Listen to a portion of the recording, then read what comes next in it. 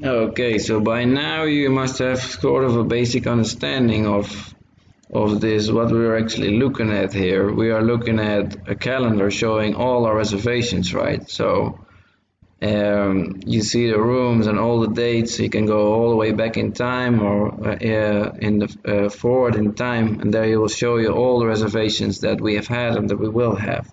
So you see that we also have quite a lot of future bookings here, some really long ones. For example, here someone has booked themselves in for at least about a week and a half and probably longer. And this is also quite a long booking here. So let's say, for example, I want to know more about this booking. I go in a right-click view reservation, and you will see actually that this booking is made over Hostel.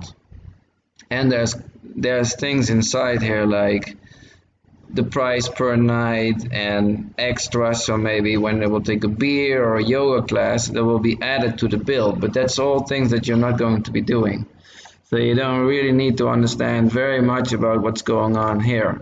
Like for example, these prices per night, I can change them if I want to, right? If we can get a long-term discount, something like that, I can do the changes there.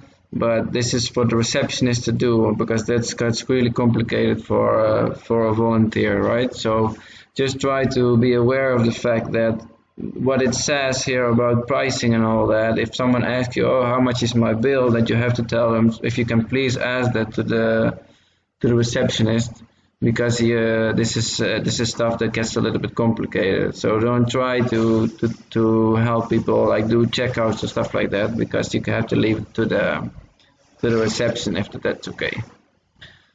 Yeah, let's go back here.